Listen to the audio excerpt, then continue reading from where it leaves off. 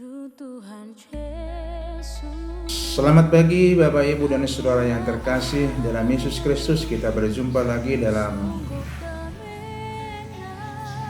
renungan pagi pada hari ini. Sebelum kita memulai aktivitas kita hari ini, marilah kita sejenak mendengarkan dan merenungkan firman Tuhan yang ditetapkan untuk hari ini sesuai dengan almanah kita.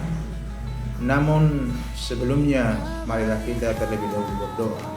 Kita berdoa. Kasih karunia dan damai sejahtera dari Allah Bapa kita dan dari Yesus Kristus menyertai kamu. Amin. Ibu Bapak Saudara, firman Tuhan hari ini sesuai dengan almanak HKBP menjadi ayat harian tertulis dari dalam kitab Jepanya pasal 1 ayat 7. Berdiam dirilah di hadapan Tuhan Allah, sebab hari Tuhan sudah dekat. Sungguh Tuhan telah menyediakan perjamuan korban dan telah menguduskan para undangannya. Ibu Bapak dan Saudara yang terkasih dalam Yesus Kristus, hari Tuhan selalu menjadi berita yang menakutkan. Setidaknya dalam pemberitaan Alkitab, hari Tuhan selalu disertai dengan berbagai hukuman dan berbagai kemalangan yang akan terjadi pada saat hari itu tiba. Akan tetapi, kepada siapakah semua hal-hal itu akan terjadi? Nabi Jepanya dalam Jepanya 1 ayat 6 mengatakan bahwa hal itu akan terjadi kepada mereka yang berbalik dari Tuhan, yang tidak lagi mencari Tuhan dan yang tidak lagi menanyakan petunjuknya. Artinya hukuman diberikan kepada yang tidak setia kepadanya.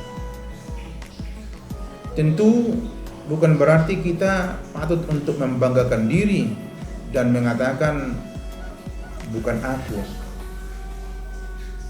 Yang patut kita jaga adalah percaya kita kepada Tuhan. Lalu bagaimana dengan orang-orang beriman? Itulah yang disampaikan oleh firman Tuhan hari ini melalui Jepanya,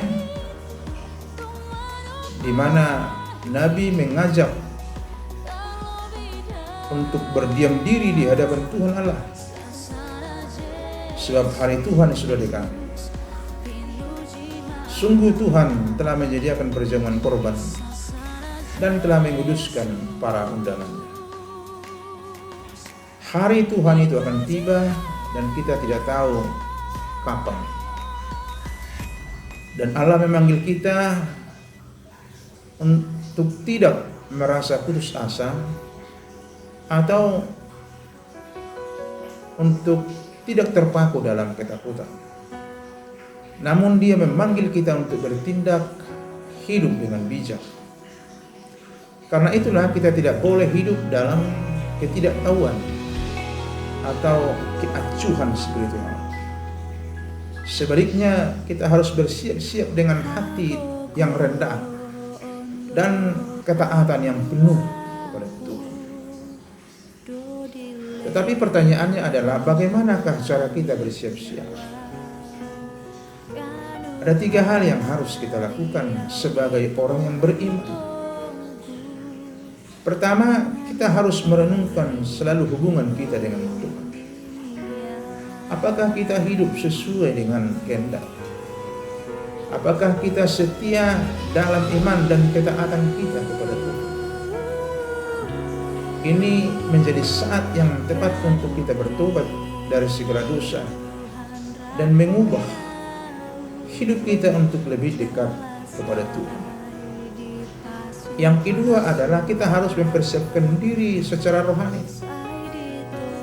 ini mencakup doa, pembacaan firman Tuhan, dan juga hidup dalam persekutuan dengan Tuhan dan sesama umat percaya.